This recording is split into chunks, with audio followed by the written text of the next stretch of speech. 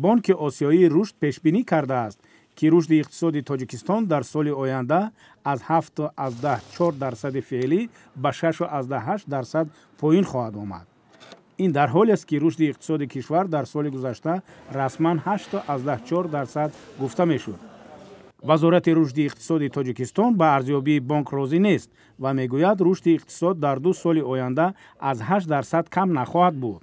تشکیلات‌های بین‌المللی مالیوی همون ایندیکاتورهای اساسی که در اساسی ایندیکاتورهای هستند که همونها را بین‌الملل میگیرند. مثال سالهای گذشته را نگاه میکنند، تندنسیای سالهای گذشته و در وابسته به این حجم مجموع محصولات صنعتی، مجموع محصولات کشاورزی، ایندیکاتورهای اساسی که اینها حجما بزرگ هستند، ایندیکاتورهایی که مثال وای خورد دارند بین‌الملل نمیگیرند و یعنی در وایشون بین‌الملل نمیگیرند.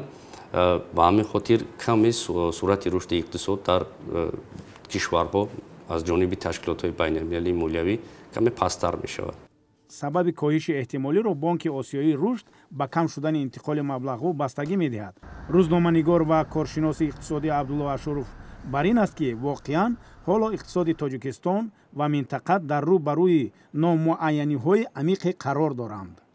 حالا طوری می‌بینیم یک جنگ شدیدی گمرکی، جنگ تجارتی و آن را نام می‌برند میان دو اقتصاد عظیم دنیا آمریکا و چین جریان دارد که احتمال به سرعت رشد تمام اقتصادهای کشورهای دنیا میتواند تاثیر رساند، از جمله تاجیکستان.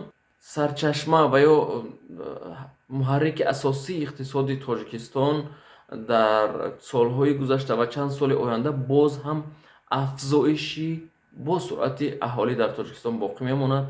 هر سال شماره بیشتری جوانان قابل کار وارد بازار مهنت میشوند، هرچند بسیاری آنها در خود تاجیکستان کار نیابند هم به خارج کشور به مهاجرت میروند و البته برای خانواده های خود پول میفرستند و این البته محرک اساسی اقتصاد تاجیکستان است و احتمال تا 10 ساله دیگر هم این همچنان باقی میماند.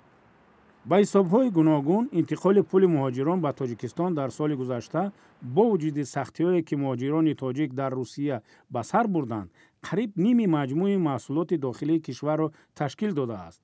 این در حالی است که نهادهای اقتصادی تاجیکستان نه همیشه سهم پول مهاجران را در رشد اقتصاد اعتراف می‌کنند و حتی از گفتن آمار آن خودداری می‌ورزند.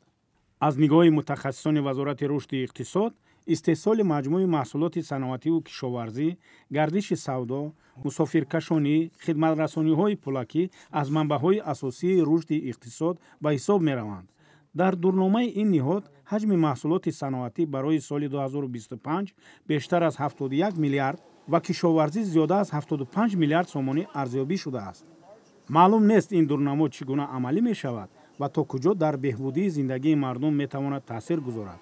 ولی به گفته اقتصادشناسان یک چیز روشن است که اقتصاد تاجیکستان پایبند بازار خارجی است و اکثر مال و محصولات نیاز مردم وارداتی بوده. هر تغییر در بیرون میتواند تأثیر جدی بر رشد اقتصاد تاجیکستان داشته باشد.